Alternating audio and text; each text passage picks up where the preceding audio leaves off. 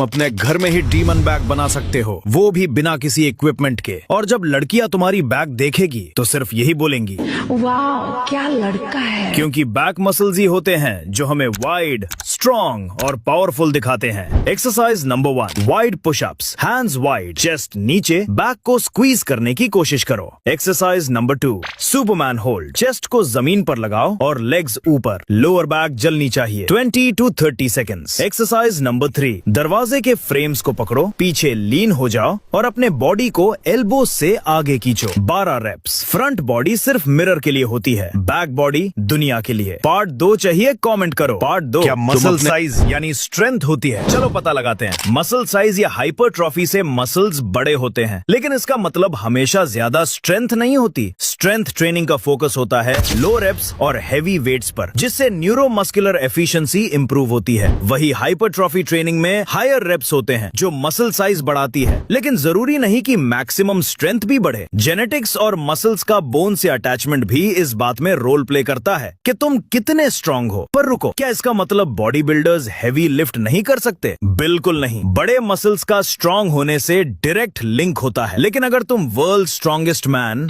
और एक pro body builder की फिजिक कंपेयर करो तो क्लियर डिफरेंस दिखेगा। यही प्रूव करता है कि बड़े मसल्स हमेशा ज्यादा स्ट्रेंथ के बराबर नहीं होते। कमेंट्स में अपनी ओपिनियन जरूर बताओ। पता है कि दुनिया के सबसे मजबूत लोगों में शामिल होने के लिए तुम्हें कितना स्कोर करना होगा?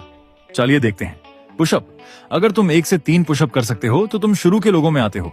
10 से 30 पुशअप करने पर तुम्हें औसत माना जाता है, लेकिन अगर तुम 80 रैप से आगे जा सकते हैं तो तुम टॉप 10% में हो। ऊपरी शरीर की ऐसी ताकत जिस तक बहुत कम लोग पहुंच पाते हैं, पुलअप। अगर तुम 1 से 5 पुलअप कर रहे हो तो तुम पहले से ही 92% लोगों से आगे हो। खुद को 10 से 15 पुलअप्स तक ले जाओ और फिर तुम ज्यादातर लोगों से ज्यादा मजबूत हो।